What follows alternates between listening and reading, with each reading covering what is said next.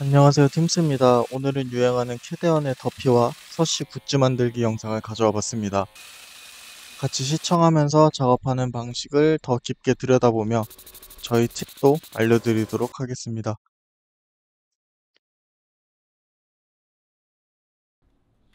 자, 먼저 기포지를 걸고 있습니다. 진짜 세밀하게 구멍 하나하나 걸고 있는 걸 보실 수 있습니다. 막 당겨서 팽팽하기만 하면 되는 거 아닌가요? 네, 아닙니다. 상하좌우 밸런스를 맞춰서 당겨야 수직 수평에 맞아 작업물이 틀어지지 않고 이쁘게 작업자가 원하는 사이즈로 나오게 됩니다. 이제 불을 끄고 프로젝트 빔을 쏴서 내가 작업하고자 하는 도안을 깔끔하게 그려줍니다. 프로젝트 같은 경우는 보통 3000에서 5000 루멘 정도를 사용하면 좋습니다. 해상도는 당연히 4K로 갈수록 그리고자 하는 도안이 안 깨지고 더더욱 선명하게 보이고요. 통을 집어줍니다. 보면 행주가 감겨져 있는데 기름칠을 해주고 저렇게 걸어놔야 다음날의 작업 시 실에 기름이 묻지 않습니다. 그래서 기름을 빼기 위해 행주를 감아 걸어놨다고 보시면 됩니다. 먼저 전체적인 라인을 전부 따줍니다. 가장 아웃라인부터 따줘야 안쪽을 작업할 때 도안이 틀어지지 않습니다. 작업 순서가 바깥에서 안쪽이 아닌 반대로 안쪽에서 바깥으로 가게 되면 점점 작업자가 정한 사이즈에서 늘어나는 걸 확인하시게 될 겁니다. 가장 바깥쪽 아웃라인 작업이 끝나면 도안 안쪽에 디테일한 라인들을 잡아줍니다.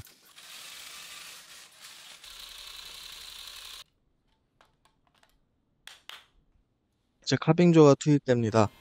퍼팅 작업 시 카빙을 먼저 할지 말지 고민하시는 분들이 계실 텐데요. 완전 초심자가 아니라면 카빙을 먼저 하는 걸 추천드립니다. 속도에서는 크게 차이가 나지는 않지만 디테일한 부분은 카빙을 하고 작업을 하시는 게 훨씬 더 편한 걸 느끼실 수 있을 겁니다. 물론 카빙하다가 기포질을 찢는다면 네, 넘어가시죠. 이제 안쪽의 면적을 채워 나갑니다. 좁은 부분부터 넓은 부분을 채우는 방식으로 해주시면 되겠습니다. 항상 면적을 채울 때는 균일한 실의 양이 중요합니다. 어느 부분은 실의 양이 많고 어느 부분은 적게 작업했다면 아무리 라인을 이쁘게 작업했어도 실의 양이 많은 부분으로 기포지가 쏠리게 됩니다. 한 땀 한 땀 실의 양을 맞춰가며 작업합니다. 항상 컬러가 바뀌고 면적이 바뀔 때는 라인을 먼저 따주셔야 합니다. 그냥 일자로 채우시는 분들도 간혹 계시는데 라인을 따지 않으면 나중에 카빙을 할 때 역시나 지옥에 펼쳐지는 경험을 하시게 될 겁니다.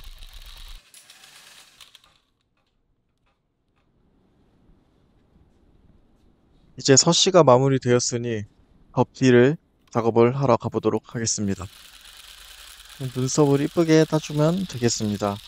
좀 곡선을 굉장히 어려워하시는 분들이 있는데 저희 개인적인 팁을 드리자면 저는 바늘이 꽂히는 다음 칸을 보면서 작업을 진행을 하고 있습니다. 비밀무기로 틀어진 라인을 다시 잡아줍니다. 라인을 정말 잘 잡고 균일하게 면적을 채워도 약간의 틀어짐은 기포지 특성상 생길 수밖에 없습니다. 포크로 라인을 잡아주고 작업을 해준다면 훨씬 깔끔한 라인감을 보여줄 수 있습니다. 면적 채우고 다시 카빙. 아까 말했다시피 카빙 작업을 미리 해주면 후에 마무리 카빙을 할 때 더욱 편합니다.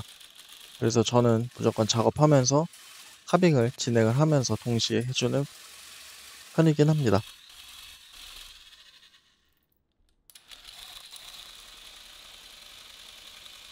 네, 지금 보면 면을 곡선으로 채우고 있는데 막 쏘는 게 아닌 면적 대비 실의 양을 계산하면서 쏘고 있는 장면입니다.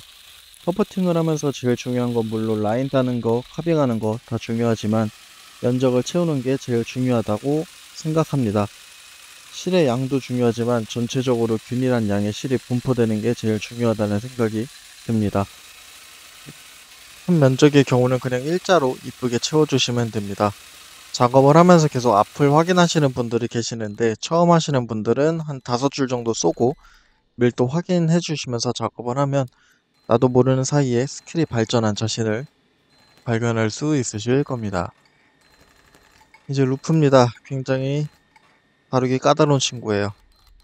컷은 그래도 퍼지기 때문에 잘못 쏘거나 비면 티가 많이 안 나지만 루프는 티가 굉장히 많이 납니다. 더더욱 지금 쏘는 총처럼 낮은 총의 경우는 실이 퍼질 정도로 길게 나오지 않기 때문에 조심스럽게 더더욱 깔끔하고 꼼꼼하게 작업을 해주셔야 하는 총, 바로 루프건입니다. 보시면은 컷건과 다르게 둥글둥글하게 쏘는 걸 보실 수 있습니다. 루프는 고리 형태다 보니까 총이 어느 방향으로 갔는지, 어떤 속도로 갔는지가 전부 확인이 됩니다. 얼마나 예민한 친구냐면 보통 다들 콘을 바닥에 두고 총을 쏘실 텐데 바닥에 둔 콘이 넘어지면 그 넘어진 콘의 실만 총에서 나오질 않습니다. 안 나오면 당연히 기포지에 실이 안 박히고 안 박히면 당연히 앞에서 보면 빵꾸가 나 있습니다.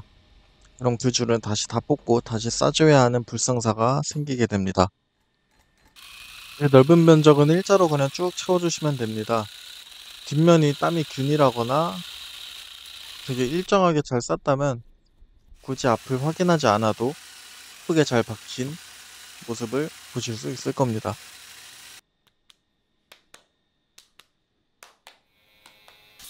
네, 이제 에어건입니다. 축축 소리가 나죠. 공기를 쏘는 소리입니다.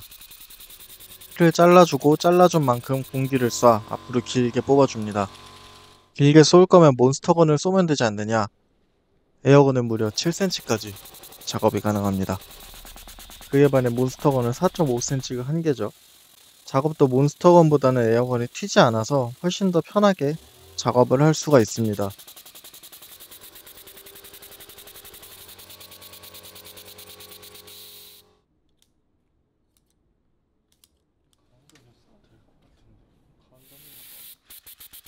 가운데 디테일을 추가해줍니다.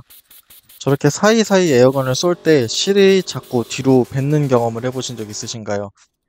그건 작업된 실량이 너무 많아서 공기가 실에 부딪혀 앞으로 못 뻗어나가거나 바늘이 기포지를 못 뚫고 나가다 보니까 바람이 앞으로 새지 못하고 뒤로 빠지는 경우가 생기게 됩니다.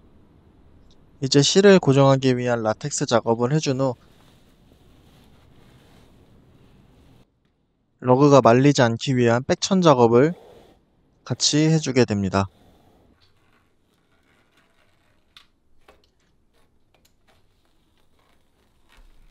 이번에 작업한 덮티의 경우 형이나 원형 같은 도형이 아니고 완전 비정형 모양이기 때문에 그냥 바짝 잘라서 끝단을 마무리를 해줍니다.